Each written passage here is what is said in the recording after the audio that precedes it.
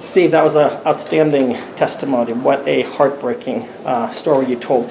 I've heard about some instances like that. I don't know if there's anything else you want to share, either for people that are going through it or more of your own struggles or just the injustices. Feel free. I'm going to give you the camera.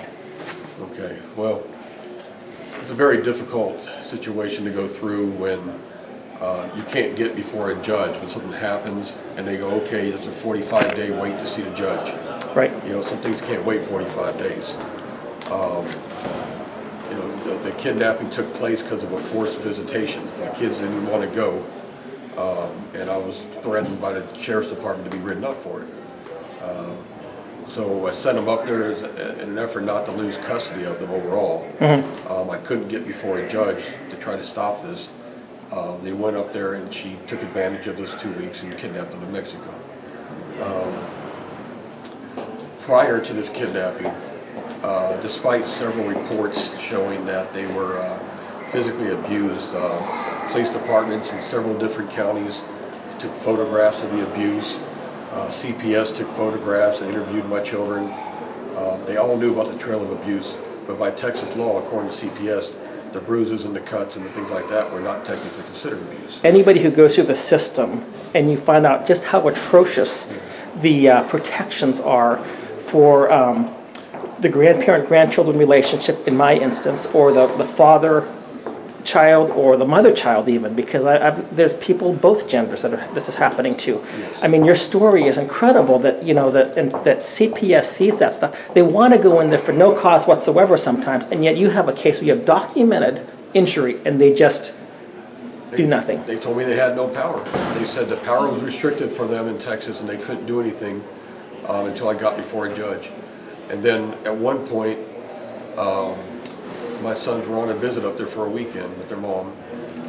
Already established in court she's an alcoholic, that was proven. Mm-hmm. She's left alone with them. She gets drunk.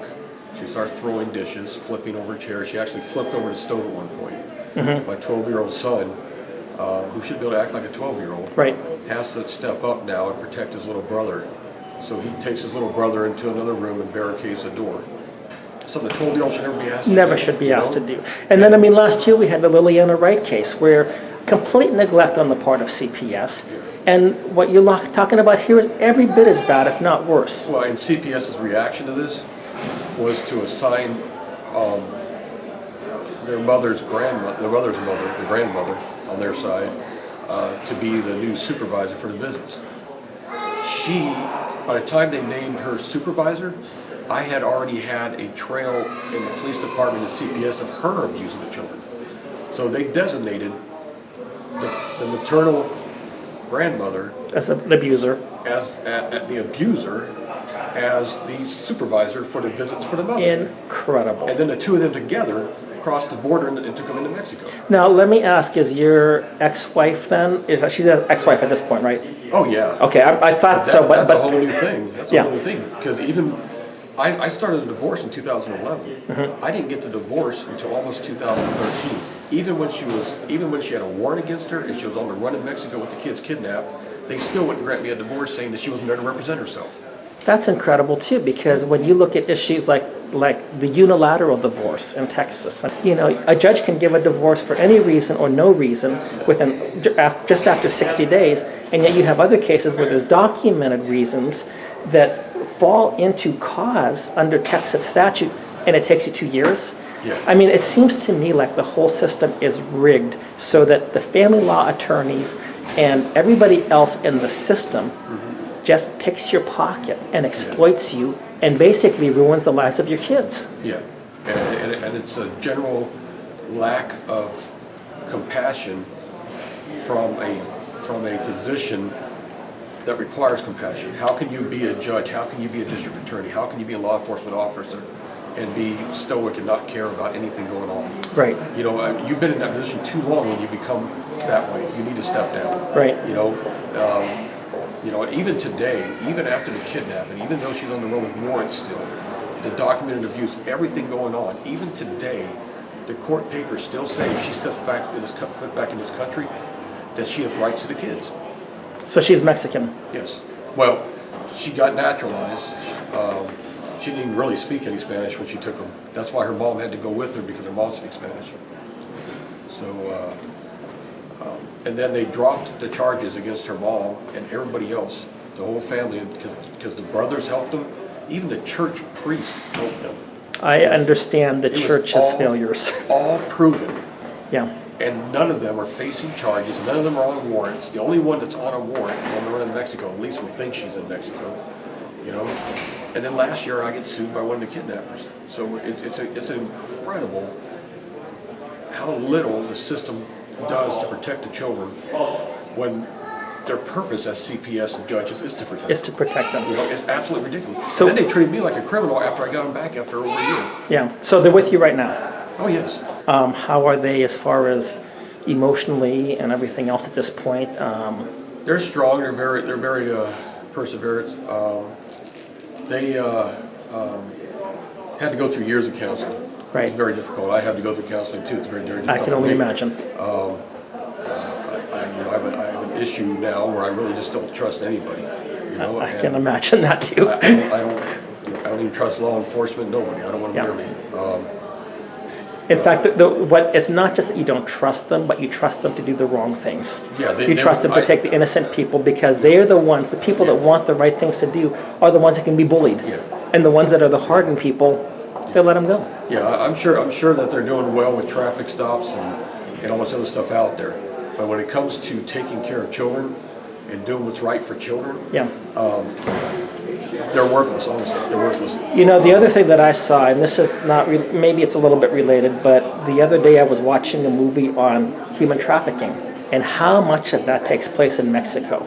So it's not just that your kids, you know, had some other things going on, but families being involved in human trafficking, and I hate to say it, but based on some of the things that you've said, it seemed like they would be a right family to do just that. Yeah, well, yeah, I mean, you know, about 7,500 cases of human trafficking documented, reported, took place last year. There's more of it, but that's just what they know about. And yes, Texas leads the nation. Last time I looked, off the State Department's own website, Texas leads the nation in parental kidnappings. According to the State Department's website, because the State Department will tell you, go file the Hague Convention. In every single case, that's their go-to. File the what? Hague Convention. Okay. So we got an entire department of people getting paid to help out parents, and the only thing they tell you is go see the Hague Convention. That's all they do. I don't know why we're paying this department. Now wait a minute. Is this only like in international kidnapping, or is this in like interstate as well? This is just international. Okay. But that's all they do. They don't do anything for you. They literally don't do anything for you. So the Hague Convention is paperwork you have to file through the Netherlands. It has nothing to do with my kids, right? It's supposed to be an agreement between countries stating that if there's a parental kidnapping, we will return them and help them face things, right? So they wanted me to file paperwork through the Netherlands to help find and bring back my sons from Mexico. But on the State Department's own website, Mexico and the Netherlands were two of the countries blacklisted for not supporting the Hague Convention. It's incredible. I don't even want it. It's incredible.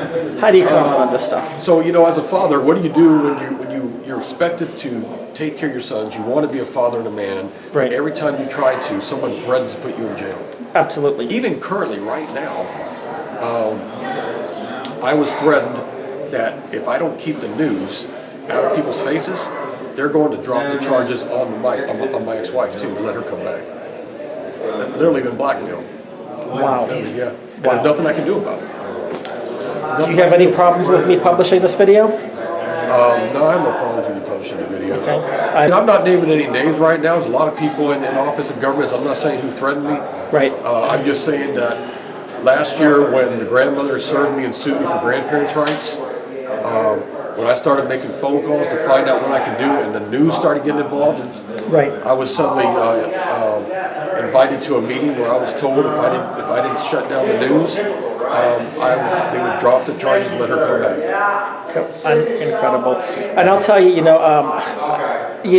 what gets me about this is that you have a grandmother who was abusive. Yes. And I am a grandfather who has not seen my grandkids Yeah. for 2 years. I love them. Yeah. I was falsely accused of something, and everybody knows it. My daughter sued me. Yeah. I had to spend $20,000 defending myself. Nothing like the $100,000 that you've had to spend. But at the same time, this is something that I can't protect my grandkids either. Yeah, it's ridiculous. It's ridiculous that, that this family would even resort to this level. Yeah. You mentioned the church, when they almost enable it. Yeah. Oh, no, I sat down face to face with the priest while they were missing. Yeah. And he told me right to my face that he knows where they're at. Yeah. But he would not help me unless I agreed to sign over paperwork giving her custody. Wow. I tried to get the church to help me with something, and this is a church up in Rockwall, Texas. The pastor there was a friend of mine. Talked with him privately, and he had actually apologized for some of the stuff that had taken place in the past. And you know what they did? The administrative pastor wrote me an email that told me if I ever came back to the church, I would be subject to being arrested for trespassing. Some of the physical abuse they went through was in the church. In fact, that night when they had to barricade themselves in the room, they were taken to the priest right after that, so that the priest could tell them to not mention a word of that to me, or I would take them away from their mom forever. Wow. And so, yeah, and like I said, literally close to a dozen people are involved in making this kidnapping work. Right. No one's behind bars. One of them has a warrant on the run, and I'm told they're going to drop that if I don't keep the news out of it. Right. And probably the Texas Family Law Foundation would back the abusers instead of you. Well, I mean, yeah, everybody's backed abusers. Despite court-ordered psychologists having to interview the kids. Yeah. And what's testified, despite my history with them, despite what they've had to say, despite everything that she has done. Yeah. I'm not throwing mud here. Yeah. She I hear was you. proven to be an alcoholic. I hear you. She was proven to be abusive. Yeah. It's in the court records. There's photographs of this stuff. Yeah. And they still are treating me like I'm the victim, like I'm the criminal. I mean, Right. Last year I thought they were on warrants still, both of them. The only reason I found out that the grandmother was not on warrant is because she served me papers. So they had actually dropped her warrants like over a year prior and did not enact the victimization rights. They didn't contact us to let us know that they were going to drop the warrants Right. on the person who abused our children, which is part of the rules. They're supposed to do that in Texas. And I found out that the guy didn't even take it before a grand jury just to drop it. He sat in his office with a pen and goes, I think I'll drop this one next. That's literally what happened. Incredible. And so how much have you spent? That's what I spent for our money. Yes. I can't go into detail. Okay, not a problem. I'll tell you it's about a third of my annual income. So Yeah. I got it. There's no need to go into further, it's but been I mean, enough where I exhausted everything I had. Yeah. I had to take loans that I'm still paying off. Yeah. I had to borrow money from my parents. My dad had to even give me a car. yeah. It's been very, very difficult. And obviously you have a good job right now. I have a good job, yes. The company's been very supportive through the whole thing. Yeah. But, one of the judgments in the original case, another thing that adds to the ridiculous nature of everything I've had to go through, my kids are going through, we were a one-car family. The judge awarded me the kids, awarded her the car. And then ordered me to keep paying the car. Well, don't get me wrong, he ordered her to pay it. She refused to pay it, so to protect my credit rating, I ended up paying their car. Yeah, I hear you. And then I had to get a car from my dad, who had to turn around and buy another car for himself. Yeah. It was the whole thing is just absolutely laughable. It's a complete failure of the system. All of them involved should feel ashamed. They should be embarrassed. Yeah. They should question what they're doing for a living and whether or not they're still doing it like it's intended to be done. Right. Because there's a lot of people like me that are ready to step in. If they can't do their job, hire me. I will protect parents and their kids. I know that you have to get back. Is there any closing remark you want to make or not? The only thing I can say right now, I guess, I get phone calls from people asking me how I got my kids back. They're still looking for their kids. It's very heartbreaking. It is. Is that you can't give up. That's the biggest thing. I wanted to many times. Like I said, I went to the hospital twice from breakdowns, and And I consider myself a strong person after 21 years in the Army. Absolutely, yeah. So you're ex-military? Yes. But that is far worse than anything I ever saw in the Middle East or anywhere else. Yeah. And it broke me down, like my service never could. I heard one man say Afghanistan was a walk in the park compared to family court. Yeah, it is. And, the PTSD, didn't have it from Afghanistan, Yeah. but from family court and the... Oh yeah, it definitely does not help your PTSD. Yeah. It definitely does not help it. Yeah. But, like I say, you just So let me ask one other question as well. Was your military service ever used against you? Ironically, it was, but that was not here in Texas. Okay. We had gone to a court in California. Yep, right. And the judge said that since I was in the military, I could not possibly be a good parent. And this is the way our veterans get treated. Yeah. Here, I did not. It was not used against me. In Texas, you mean? In Texas, but again, it was just. They gave me custody, but then that's when the support stopped. Everything after that went to the poor old mom who doesn't see her children, and the bad father who's doing the right thing. That's the way it was construed. Yeah, I hear you. She could do nothing wrong. The kids were, like I said, were abused, constantly crying, coming back from trips, begging me not to send them up there again. Yeah. But the court, in her eyes, the court said basically she's doing no wrong. Yeah. And then if I tried to do anything to protect them, I was told that I would be, written up paperwork and lose custody, possibly all this stuff. Wow. And it's, it's just, and the fact it's ongoing. This started in 2011, and I'm still paying fees to lawyers in courts right now, trying 2017. to end this. Trying to end this, but it's still ongoing. Yeah. So, I'm so sorry. Anyway, thank you so much for your time. Wow, there's no words. So I appreciate it. Thank you again. yeah, thank you very much.